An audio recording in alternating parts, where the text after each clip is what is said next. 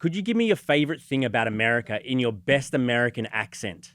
Oh, damn. My American accent's pretty trash, but like I can do Southern really, like probably the best. Oh, my go-to is Southern too. Really? You do yours. You do yours. Okay. I really like the Shake Shack. You really like Shake Shack? Really like Shake Shack. You know, it's just the burgers are really good, like the fries, and I love the sauce. Oh, they have good sauce. They have really good sauce. I've never tried the sauce. You definitely try the sauce. I better go to Shake Shack after this. Wow, that could be an ad. I know. Like, Shake Shack could flip that right there. That's an ad.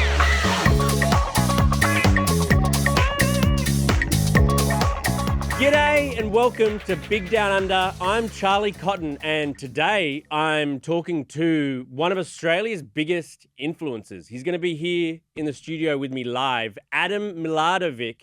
He has nearly 12 million followers on TikTok, millions more on the other platforms as well. And he has recently left Australia to move and live over here in LA. So firstly, I asked him why. Why would you leave a place where you got so successful? Like he was on millions and millions. And then a few months ago, he decided to make the transit over here. So I talked to him about that.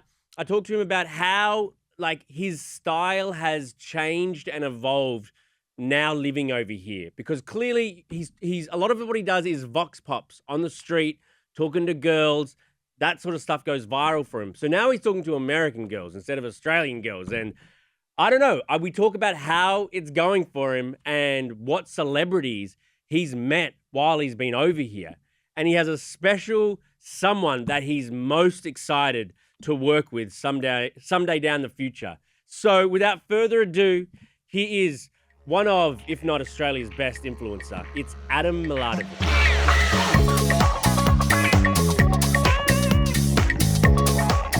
Adam, got to call out the elephant in the room. You got diamonds on your teeth. I do. Is this a new, thing for you? Yeah, when I come out to LA, I got to keep up with the swag, so I'll make sure I get diamonds. I was gonna get a grill, but I thought it might be too much. That would have been a lot. Are they real diamonds? Yeah, so those ones, and I got like a love heart here. I got this one like 2 days ago. Oh wow! I've had this one for a while though. How much? I don't know, a lot. Oh my! I don't usually see influencers with. It's usually the rappers. I know. It's usually the rappers but you decided good. The girls love it though, so that's why. Do they? They do love it. They do love it. Taylor always says before, it's like, oh, no, the girls like it. It's like, trust me. And every time any girl comments to me, oh my god, I love your teeth. I'm like, don't worry about it. But I reckon if you were in Australia and you had diamond teeth, the girls there wouldn't love it as much. Americans they do too. They do, yeah. Really? Yeah. Okay. I know what I'm doing. Okay. I imagine like you've been out here in America how long? It's almost been 4 months. It's almost been, so not very long. I imagine the American girls must be loving you. The accent helps. Doesn't it? Yeah, it's definitely a treat. And yeah, I don't know. I like the American girls. I like the accent too, but it's hard to date out here for sure. Is it hard to date out here? Very hard, But I mean, you're not looking to date. You've only been here a short time. Yeah. It's kind of tough because dating in Australia and America, but I'm just trying to figure my work out right now. So it's kind of hard just to stay in the lanes. I'm just trying to be more tame out here, just being chill. That's good. That's good because a lot of your sort of bit is these Vox Pops with girls. Yeah. Pickup lines. A lot of, just young sort of stuff like that. So I imagine you're probably meeting a lot of, young girls here, American girls who are into the Aussies. How do you find just living in America? And it's actually quite interesting, just like meeting like people you've watched like for so long online, and you see people like on Instagram or TikTok, and you just like imagine making content with these people, and then you just you go out one night, you meet them, and then you're just like, hey, want to be in a video, and then next minute you're uploading it, and next minute goes viral, and then people from back home are messaging you and saying, what the hell are you doing a video with this person? And it's crazy. Like who? Like who have you done it with, which is sort of like amazing for you? Amazing for me. I did some stuff with like Madeline Klein. Oh, nice. Recently, so we did like a movie premiere with her.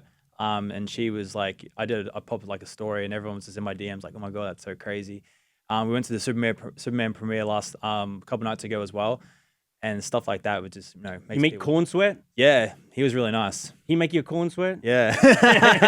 He's a good looking cat. Yeah, I know. Mate, like he's like 6'3", so I'm like 6'1", so like he makes me look small. So right. I was like, But he was really nice though. That's great. I saw you with Will Smith. Yeah, I did some stuff with Will Smith last year, and he was actually really nice too. He was actually a really nice guy. We did some stuff with him for the Bad Boys premiere, and he was doing like this Ninja Warrior stuff. So like you have to like do all the courses, and then he was like commentating it as well when I was doing it. That was pretty cool. That is cool because I've watched his stuff like since I was a kid. So yeah, that's amazing. It's like a pinch me moment to be working with these big stars. Is there any other celebrities you've been doing stuff with? Have you got any celebrity fans? Celebrity fans? I don't know. I don't think I do. Maybe I do. I just don't know about it. Like they haven't really hit me up like that. One of the 12 million have got to be. Maybe. I don't know. Like if there is anything like that, I'd like to know about it. Like we did some stuff with Tom Cruise a couple of years ago, which is pretty cool. And we went to the Mission Impossible event, and we saw him in New York like 3 weeks ago. Nice. That was pretty cool. But yeah, the number one collaboration I'm looking to do will be with Neil Patrick Harris. Is that right? Yeah. Why? I'm a big How Much Your Mother fan. I love that show. Like that's probably my favorite TV show by a mile. Right. And to do stuff with him, because I've got really inspired by his persona, like on the show. Yeah, he's funny. He's like a lot of picking up women, like pickup lines and stuff like that. And I watched that when I was a kid. So that kind of inspired me to do the same thing. Wow. And it really inspired my content. If people see my content, like I've done a lot of stuff from the show. So you're just channeling Neil Patrick Harris when you're there? Yeah, basically. Legendary. Exactly. Yeah. That's awesome. Well, I mean, I think you can pull that off. He's like a nice sort of approachable sort of guy. I definitely want to do something. I'm not sure where he is though. Like he's been doing like a lot of movies recently, so hopefully if he has time, I'll be happy to do a collab. Absolutely. So is that the reason you decided to move out here in the first place, to do more of these sort of collaborations and to have a fresh start, I guess? Yeah, because it's a lot easier to collaborate with people out here. Because obviously in Australia, we have to like, even if we organize something in Australia, we have to fly out here and then just say it's for like a week. We come out here for a week and go back home. But if I'm out here like, for a long period of time, I can do something in like, a week's time if I need to. Don't have to fly out here. I'm just around the corner. Totally. And then it's just a lot easier. Just meet celebrities or influencers. It's just like, it's a lot easier. So much easier. And when you were back in Australia, were you did you kind of just felt like you outgrew sort of content you could make, like you kind of done it all? Yeah, I plateaued so hard. I was like, oh my God, like there's nothing for me here. Like, yeah, I can't even name any Australian influencers like that. Really, no one really cares about. Even celebrities, like every celebrity that comes out from Australia, like Margot Robbie or Kid Laroi or Liam Hemsworth, like any of these people always go to America because there's more out here. Right. And they want to like make success out here. But in Australia, no one really out there. Yeah, you think it's harder to sort of like, succeed domestically in the same way. There's just less eyeballs, basically. Yeah, no one really cares. Right. Which is kind of sad, but I get it. It's a small market, which makes like, I understand why people do leave. That's why I left, because it's such a small market out there. And there's a lot more money to make when you're in America, obviously. But I would have thought that like, even if you're just making videos in Australia, they go global. So, so how... But is being in America then sort of like, I guess the people that you're interacting with on the street are just different, and their responses are different. They're completely different. Especially like when you have an Australian accent, everyone wants to talk to you. Yeah. Everyone wants to be your friend. Everyone's just thinking like you're just from all the world, because people from America don't think Australia is real. Yeah, it's like it's a whole deserted island. I mean, sometimes I have had an American ask me like, how long did it take to drive here from Australia? Like people don't know that little about Australia. Someone said it like, is Australia in Europe? I'm like, what? Yeah. I was like, what? That's crazy. That's funny, man. So I'll take you back to like kind of the start. Yeah. When did you like realize that you were into this sort of thing? Like clearly, when you were growing up, TikTok wasn't around. Were there other apps around? You're nearly 30? Yeah, I'm 29 right now. So I just turned 29 recently. So I've been watching YouTube since like the start, like 2005. Like when Smosh came out, like I was watching like the OGs. But I got really inspired by those people. And then growing up through high school, I kind of like still watched it online. I watched like a lot of like Logan Paul, stuff like that. But then I finished high school, and then I was like, I want to get back into content creation. I saw all the Vine creators, which is evidently where we're living, like around that area now. And then seeing how all those people became successful. And then I was like, I want to do something like that. And then when I started transitioning, doing content after I finished high school, it just kind of like, It took me a while to get where I am, but like after like 5 years of making content consistently, it kind of took off. 5 years? Well, it's been 10 years now.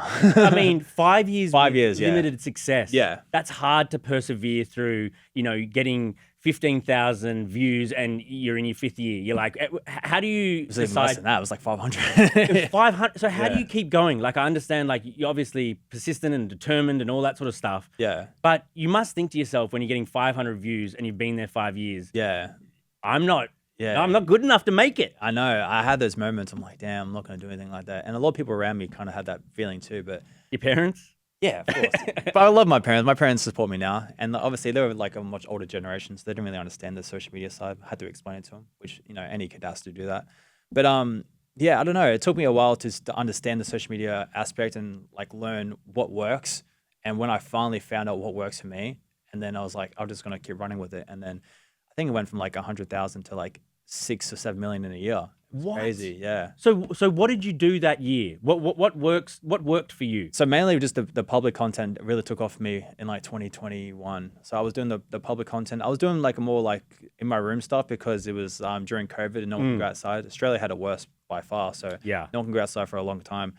So I kind of gained a bit of a following there, and then I kind of like transitioned to doing public content, and then that just really exploded for me. So every time I started like picking up girls or like doing public pranks or doing any other type of stuff, it really took off for me. So right now I'm transitioning doing mainly skit content. So like it's just like my comedy, like having fun, humor, kind of like relatable stuff. So I'm trying to transition at the moment, but yeah, it's been really fun. You're kind of acting more now. Yeah, exactly. I'm not much of an actor, but like I'm trying to get better. Are you trying to act here? I mean, right? Yeah, I can definitely do it. It's going to take a while for me to like transition to that because I don't see many Australians doing it, but I reckon I can do it. I think I would love to do either acting or writing. I think writing would be really fun too. Are you taking any lessons in either? Not yet, but I'll definitely. Yeah. I've only been here for like a few months. So right. I still got time. Okay, sorry, I won't. What else have I got for you? So as far as Aussie influencers are, like, where are you on the? Are you the biggest male Aussie influencer? I'm probably in the top 3. Yeah. Sure. Yeah. I think I'm pretty much up there. I'll say top 5 for sure. And there's some pretty girls ahead of you, probably. Oh yeah. The girls got me beat by a mile. Right. But then you come over here, and you're right. You're like kind of like a small fish again. Yeah. Where these, like, everywhere I go, I see live streamers or people making content. Like, you can't go to anywhere cool without that. So then how do you like forge your path here? And like you stand out in Australia. How do you stand out over here? That's the thing as well. It's like kind of like starting from scratch. You kind of have to like restart all over again, which I've done many times. So it's nothing really new to me. Like I'm still like, people still know me, which is great. But coming out here, it's like starting like from the bottom of the barrel. You have to earn the right to be a creator here. And because there's so many out there, there's so many creators in America that have millions and millions of followers. So many. So you're gonna have to stand out. So like right now, I'm just trying to transition to just doing what I do best, and then hopefully people follow that, and that's the main thing. Just stay true to myself. Right. I feel like that's the best way to do it. Do the American creators here, when you like, come around, are they a bit sort of like protective of the like, get off my turf, you're not from here? Everyone's usually pretty nice. I've had some other creators that like, some of them can be kind of like, insecure or douchey, whatever. It's fun. I understand it because you new people, like, especially if you're Australian and kind of, I sound pretty tall, I guess, in a way. You are. A lot of Americans are pretty short. So you know how it is. So I get it. And people can feel a bit intimidated, like, especially when new people are trying to take over what they built for so long. But I'm just here just to have fun, I'm not here to interrupt anything. I'm just kind of trying to do my own thing. So no one like, get the fuck out of here, kangaroo boy. Like, I don't think I haven't had anything like that so far. Okay. If someone said that to me, I'll say, what the fuck? Yeah. So how do you make money as an influencer? I know it's like a lot of, sponsorships and endorsements and that sort of stuff, but Yeah. it's a world I don't really know. Like, so how do you make your living? So I do like a lot of stuff. I do like a lot of brand work, obviously. Mainly like views from like platforms like YouTube, Snapchat, Instagram, Facebook. All those platforms pay really well. So that helped me out too, like a lot. Obviously I do brand work all the time as well, which is, they're always willing to help out. So Right. I'm not gonna say no to that. But It's a creator reward type thing. like the creator fund. Like if you get really good views, then they're willing to pay you because paying for your work. But does that make you sort of say you've got like, what is it, 11 or 12 million followers on TikTok. Yeah. Now that it's like up in the air, what's going to happen to TikTok? Are they going to ban it or are they going to sell it or whatever? That must make you a little nervous if that revenue stream could be cut off. Not really, because I've kind of over the years and built a platform on each platforms like Instagram, Snapchat. Like I have like about 1 million on each platform, which is really good because if one fails and one goes away, like TikTok, for example, I have someone to fall back on. If I didn't have those platforms, I'd be screwed. I'm like, oh, I don't know what to do now. A lot of creators fall in that trap of just building one platform and staying on that platform and plateauing. Yeah. And then if TikTok goes away, like it did for a day, everyone's like, I'm screwed. But like, I'm grateful that I can still make a living with the other platforms I have. Is it just the same content you put on each platform? Yeah, every platform you should post the same stuff. That's awesome. Like, why wouldn't everybody do that where if you make a video anyway, get paid for it 3 times? I don't know. I couldn't tell you. I tell people all the time. I like to give people advice all the time. Like, yo, you should be hopping on this platform. Like, it helps you out so much. And like, oh, yeah, I'll do it. I'm like, all right, man, you're missing out. Like, I don't know what to tell you. Right. So how much money can you make from this sort of stuff? You can easily make 6 figures for sure. 6 figures. You think it's easy for someone to make 6 figures? I wouldn't say it's easy, but like it's definitely doable. Like if you put in the work like myself and you stay consistent, you post every single day. Like I post every day. So like if you stay consistent and make good content and you find a good niche that suits you, you can definitely make it a living for sure. Right. So how much money have you made from all of this? I don't give me a figure. The exact number. Are you like making stuff where you can buy yourself houses and stuff? Like Ferraris and like jet skis.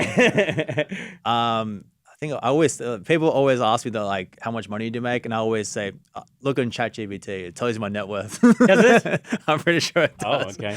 Well, you got producer Branson looking it up right now. Breaking news. It's either a bit under or a bit over. It's usually pretty accurate. No, sometimes those like celebrity net worth websites are way off. I don't know how they calculate it and do anything like that. Yeah. But I mean, what you're earning over here is like if you American dollars, they convert pretty well into Australian dollars. Yeah, no, that's the thing is like every time we do like an American brand deal, we earn like double because it's like. But then obviously we're coming from Australia, we're definitely let's say we're getting an Uber here, we're paying double anyway. So true. It's kind of like it's 50-50 at this point. Does having a manager help? We got your manager here, Taylor Riley. Is he like obviously he's here, so you can't really shit talk him, but yeah. Wish he wasn't. No, but I imagine like as for a creator, you're either working by yourself for yourself, and it's kind of it must be hard to figure everything out, or you can get a manager who helps you. So how helpful is it having someone like that? It's very helpful. Like Taylor and I've been working together for like 6 years now, and he we found each other when I was on like 10,000 followers, and he was just like doing e-commerce in his room. So then he just decided to like, hey, I want to do managing influencers. And then now we've built a good company where we've had like about 6 or 7 influencers, like really big ones that help us out every single day making content. And yeah, he does a really good job of just like understanding the business side of things, and I do the content side of things, and we kind of like blend together and make a really good team. That's awesome. So, you guys live together? Yeah, we do. Yeah. Is it like in a sort of influencer house? No, it's just us two. Just you two? Yeah, just us two in a nice apartment. That's pretty much it. Nice. We don't need something flashing, and like we come from a really humble culture in Australia, so we don't really need anything fancy. We don't need like a 10-story mansion, like or like nice cars. Like we're just very simple people. That's good. That's good. I like to hear that. What's your most aspirational career goal? Like, if you could decide you're going to get anywhere, what are you wanting to do most? Honestly, like I feel like social media is just the wave right now, especially how it's going. Because like I feel like a lot of like Hollywood and like movies have kind of like I wouldn't say going down the way. There's a lot of obviously like little good movies coming out, but like I feel like social media is definitely in a good spot right now where everyone's using content creators to market this like the celebrities. Because without this, the social media people right now, celebrities would be nothing. Right. In a way. So I want to be in that spot when I'm actually being useful and making sure that I'm bringing help to like whoever needs me. It's like to say any company or any movie studio or like any content creator or like celebrity, for example. Like if anyone needs me to come help them bring in views, I can help that. So yeah, social media used to be sort of like so sort of almost frowned upon, and influencers. There was a stigma. And now everything is trending that way. Yeah. Everyone's jumping on the bandwagon. You were just one of the early ones. Yeah, well, I wanted to do it when I was like 7 years old. So I was like, I did it before was even money involved in it. Yeah. I didn't even care about the money. I was like, I want to do this because I want to like build a platform and I want people to notice me. Like in Australia, I don't want to be some nobody. So I've been doing this for so long, and I've been very grateful to have success. So it's been really fun for like the last 5-6 years. I bet, man. I bet. Have you traveled around the world and that sort of stuff doing? Yeah. So as I said, we've come from Australia, so we've been out here to LA. This is our 5th time here. We went to Paris like a month ago. We went to Doha. Went to New York as well recently. We've been to Vegas a couple of times. And I think me and Taylor talking about going to Sweden in like a month. Just decide just where for you're fun. gonna go. Yeah. Just said, fuck it. Like, is his birthday coming up? Like, we should just go to Sweden. I'm like, I'm down. That's amazing. I bet you get lots of free stuff too. Yeah, of course. Like just like brands sending us stuff like, any of the clothes or drinks or like anything like that. It's just, it's a blessing. It sounds like a pretty great life, not having a 9 to 5 and all that sort of stuff. Are there any downsides? Downsides? No, I feel like I'm in a pretty good spot when there's actually no downsides, I would say, because like, I would say if you're like ultra famous, you can't really go out in public, which like I don't struggle with. I get noticed in the street, but not as much as the next person, you know? So I'm in a good spot where I can enjoy my free time without getting harassed. Yeah. So I think it's a pretty good life. So what is a day in the life? You like roll out of bed at midday and like... I get up. We're getting up like 8 a.m. 8 a.m. in the morning. Go to the gym. We work on our content. I post like my daily like on every platform, and then I work on scripts I need to do for videos.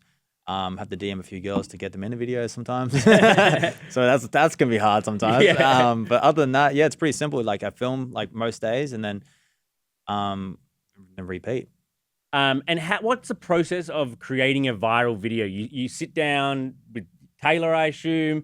These are my ideas. You discuss it. You go and shoot it. What's sort of the process of trying to catch on to that viral video? So my brain really works in a mysterious way. I feel like I've got a pretty creative mind, and since I've been doing this for so long, I've watched a lot of TV. Yeah, a lot of sitcoms. I get a lot of inspiration from stuff I've watched, like even like just cartoons or just like sitcoms and just great TV shows. So I always get a lot of inspiration from that. But I usually just I do look at other creators as well. Like I'm pretty sure everyone takes a bit of inspiration from other people. And then I sit down. Usually sit down in my room for like an hour, just brainstorm and just like think of what can be funny, and then just trying to think of a good plot, good twist. And if sometimes it doesn't land, and most times it does, I'm happy with that. It must be like exhausting after a while. Do you have creativity fatigue? Just like sitting in your room thinking, you know what I mean? I have one recently. I'm like, damn, I can't think of anything. Right. I imagine that like, sometimes it's like, how do I think of the next bit? I've already thought of 1,000. Yeah. What haven't I thought of? Does that get kind of tiring? It is a lot harder now because like I have to use my brain a lot more, because especially doing skits, you have to be a bit more relatable. And like for the public videos I was doing, it was a lot more simple because you just saying a pickup line and picking up a chick. Like it's not that hard, right? No. Anyone can do it. I won't say anyone, but most people can probably do it. But with confidence, you're good. But like for these videos, you have to be a bit more creative, and I get a lot more good feedback because you have to use your brain, right? And not anyone can do a good skit, and not anyone can pick a good idea and make it funny. If everyone can do it, then everyone would do it, right? So I feel like it's a lot more, much more rewarding to doing like the stuff I'm doing now. Doing the acting. Why did you decide to like get away from the Vox and do the acting? You just wanted to change? I still kind of do it. Like I'm still mixing up a little bit more, but like I did it for so long, and I don't know. I feel like evolution is the best part of content creation, to show your other side of it. Because you're doing your other side, then people are like, oh my god, like you're not just that guy. You can do other stuff too. And you look at actors all the time who only do comedy stuff, but then you see someone do like something serious, like, oh, like I'm not sure if he's going to be good in this, but then he does it and he kills it. Like for example, who's the guy? Bryan Cranston, who did Malcolm in the Middle. He's just a funny character dad on a show Malcolm in the Middle. Then he does Breaking Bad, and it's it's a success. Like, totally. And I watched Malcolm in the Middle growing up, and then I couldn't imagine him doing something serious. But then that turned out to be the greatest show of all time. True. And people give him a lot of credit for it. So I want to make sure I do the same thing in my content, and make sure I keep growing as a creator, and then people like, oh my god, he can be wherever he wants to be. You're the Australian Bryan Cranston. I'll take that.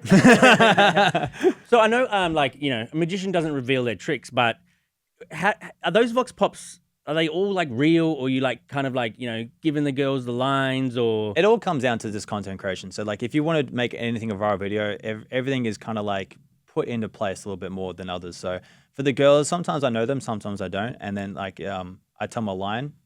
It's all fun and games, you know how it is, but it's mainly just for entertainment purposes for sure.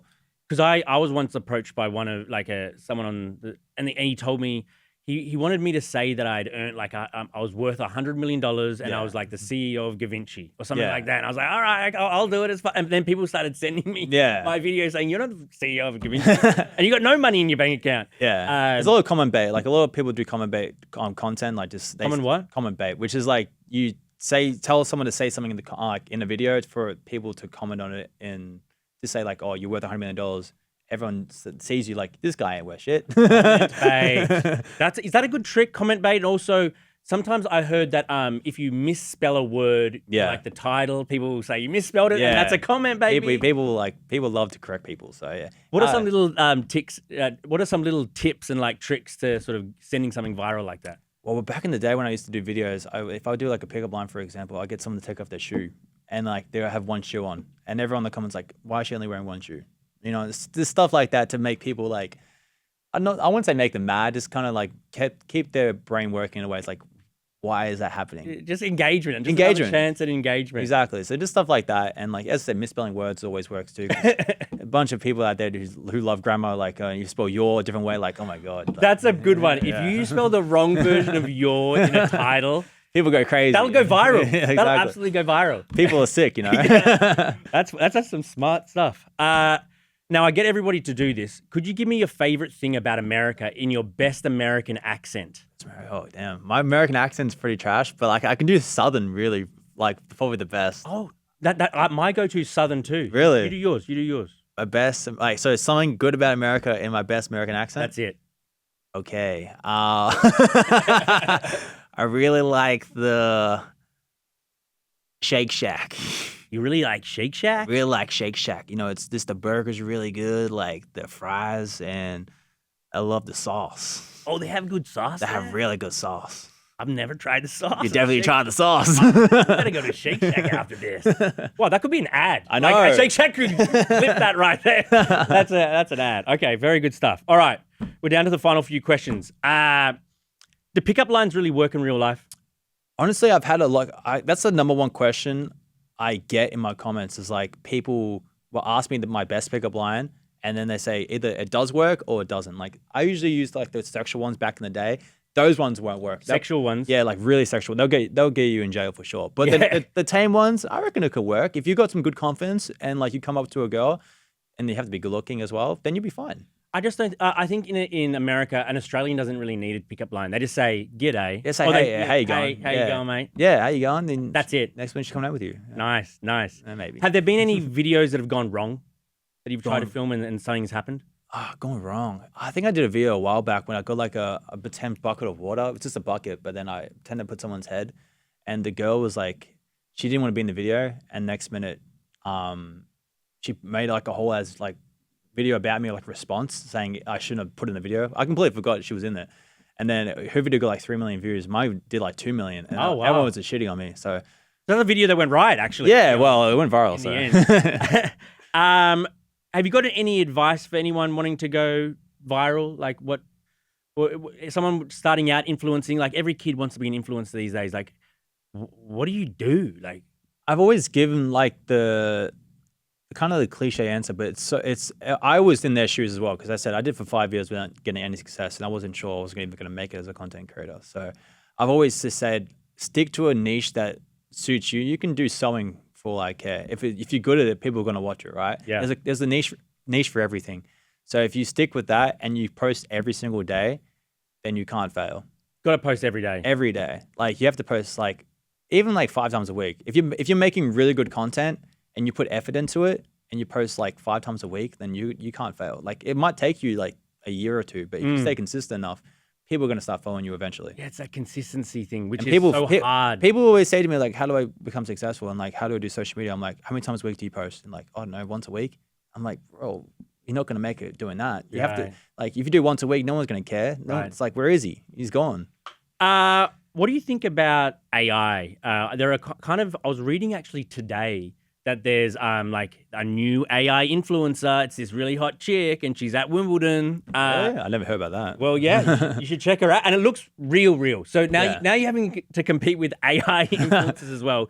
What do you think about AI and just the entertainment industry in general? I think AI is good for like certain aspects, like, you know, for coming up with content ideas is very great. I use it all the time for like helping me with like stuff like that. To say it's going to overcast like elder creators, I don't think that would happen, because I think real life people are much more to relate to, and it's hard to relate to someone that's not real. Yeah. So I feel like a lot more people would translate to the other creators, but AI, I could be wrong. Like, you know, people start talking about AI girlfriends, so Yeah. I don't know what to believe these days. Right. In 10 years, I could be wrong, but in my mind, I feel like people like relatability, and I do like that too. So I like to relate to someone that's real than not real. Would you ever have an AI girlfriend? The way things are now, probably. Why not? Why not? Last thing, have you ever had any temptation to join OnlyFans? That's crazy. I think when it first came out, I think like this is before like I even knew what it was. I think when I did modeling like back like 7 years ago, and one of the guys that helped me shoot, he's like, "You should go to OnlyFans." I'm like, "What's that?" I didn't know what that was. It was like very brand new, and I was like, "Yeah, you can make $100,000 a month." I'm like, "Bro, like, say less. I want to make some money." And then he's like, "Okay, what kind of things am I posting? Like, am I shirtless pictures? Like, what am I doing?" He's like, "Oh," he sends me videos, and there's just like people fucking. I'm like, Right. I'm like, whoa, that's when I draw the line. But you could do like, couldn't you just do sort of like more your special content, or your sort of harder to produce or something? Couldn't you do something on OnlyFans where maybe you had your shirt off too? I don't know, but you kind of had a subscription sort of thing. You can, but like at the end of the day, like it's more of a stigma, and I don't want that stigma around my name. Especially, it's like I've always say fast money equals like slow problems. So it's like it's such a unique thing that people always thinking that money is gonna bring them happiness. But then if you're making content like that no one really cares about, and like it's just sexual content, people are not gonna take you seriously. You're not gonna get invited to events.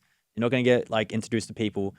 Everyone's gonna look at you and laugh at you. Like, you know, if you got like $1 million, but like, you got it dirty, no one's gonna really care. Like if you got money like the hard way, people are gonna respect you a lot more, and that's why I like the most. I want people to respect me. I like that. Yeah, I like that, man. Well, it was really nice to meet you, man. Likewise. It's awesome. You know, you're over here doing your thing, coming over here and just like for Aussie influencers, flying the flag. try to make you guys proud. Yeah, you are. You are, man. So I appreciate you coming on board, and yeah, I wish you every success here. It seems like you're on the right track. Appreciate it, man. Awesome, man. Thank you so Appreciate much. it. Thank you. Devin, how are you, mate? Good to be back down under. Yes, thank you for joining me again for the award-winning segment, This Week Down Under. Who gave the award? I gave the okay. awards. Okay, that and makes sense. Wins, and you won? It wins best segment in this podcast. Oh, amazing. Congrats. So Christina is away. She's over in Korea. She travels a lot. She travels a lot.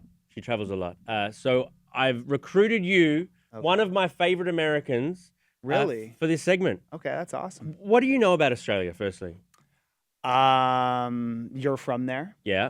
The capital, you know the capital? You've told me a million times. It's not Sydney. Canberra. Canberra. Canberra. There's a lot of dangerous animals down there. Okay. Steve Irwin. What sort of disease do koalas all have? Chlamydia, right? Correct. You're well aware of that disease, right? Right. Yeah. Yeah, I got it from a koala. Okay. Okay, so this week down under, what has been happening? I will tell you. Robert Irwin. He is like... That's Steve's son? Yeah. Okay. As opposed to... There's other Irwins. There's other... Isn't there a Chef Irwin? There's no, that's Chef Curtis Stone. Okay. No, but I'm saying I think there's a okay. British chef. Anyways, we're in Australia. Anyway, we're in Australia, and so Robert Irwin is everywhere these days. He's like maybe the biggest celebrity. He's doing Dancing with the Stars. Dancing with the Stars America. He has a budding bromance with none other than Prince William.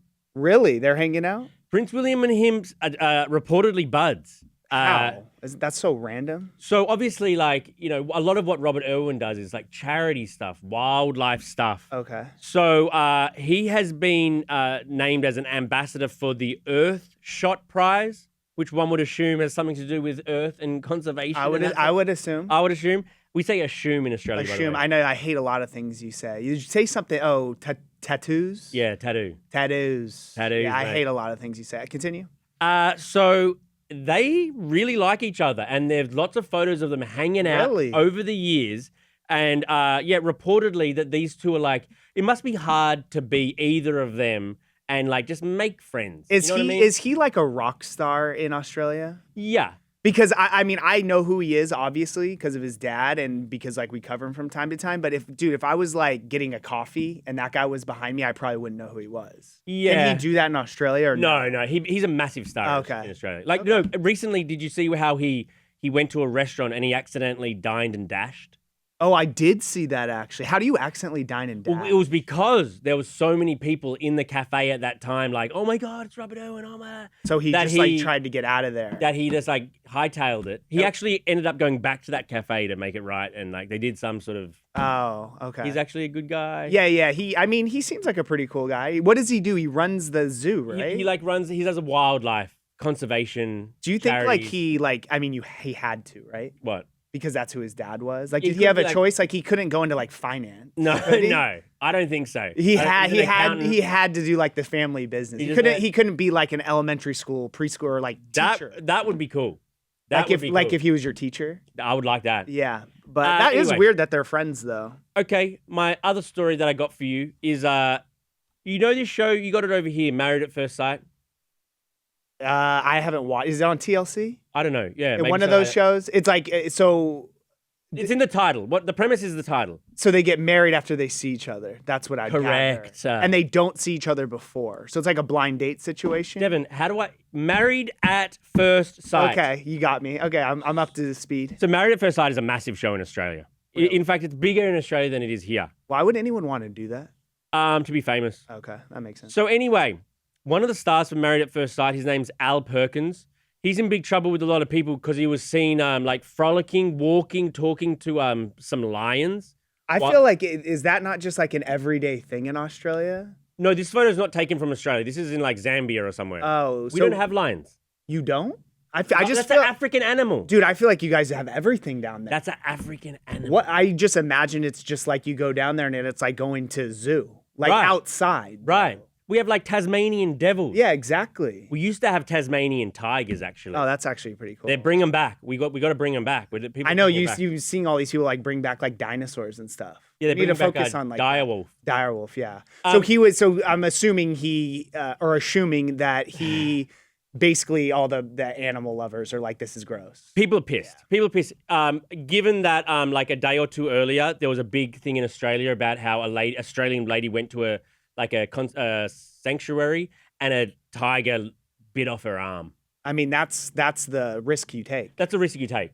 Sorry. And if that happens, if you're going to lose your arm anyway. Don't say it's like a badge of honor. It is. No one wants to. Well, which arm? Is she righty or lefty? True. That's very relevant. Because if I lost my left, that's fine. Fine. That's fine. What do you do with your left that you can't do right? Not much. Not much. I can tell you that.